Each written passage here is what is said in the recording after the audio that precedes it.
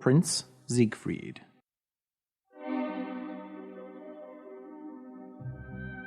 Once upon a time, in a faraway land, there lived a prince.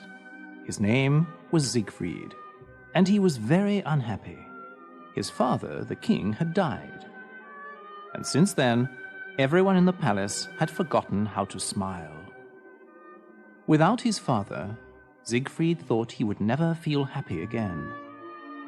Every day, Siegfried sat at the window in his room in the palace, looking at the birds and the trees. How can they sing and fly so free? They must not feel like me. His servant Oslo tried to make the prince smile by telling him jokes or doing funny tricks for him. But the prince would not smile. I know you love me, Oslo, but I cannot smile. My heart is broken. Oslo would not give up. Let's go for a walk, good prince. Maybe we can find something outside which will make you happy. If you wish, Oslo, but I don't think there's anything that can make me happy. Oslo put on his hunting cap, and he took his crossbow. He enjoyed hunting, and he hoped to catch a bird or a rabbit for the prince. They walked through the forest until they came to a lake. On the lake, there was a beautiful white swan. It had a gold crown on its head that only princesses wear. The swan swam towards the prince and looked into his eyes. The swan's eyes were so sad that Prince Siegfried felt sorry for it. Here is a creature which feels worse than I do. But why do you have that crown on your head? The swan opened its wings and cried out. I think it's trying to tell me something. Oslo had his crossbow in his hands. He wanted to shoot the swan. I'll get that swan for you, Prince. Just 1 minute. Oslo, no! Before Oslo could shoot, a magic owl flew from a tree and took Oslo's cap off his head. This cast a spell on him, and he was turned to stone.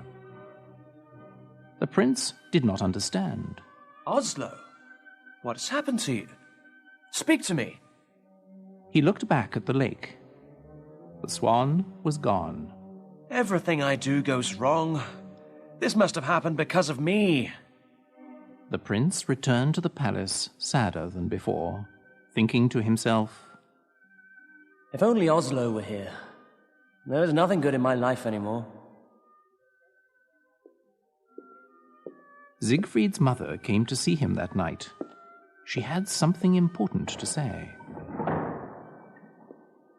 Siegfried, soon you will be 18 years old.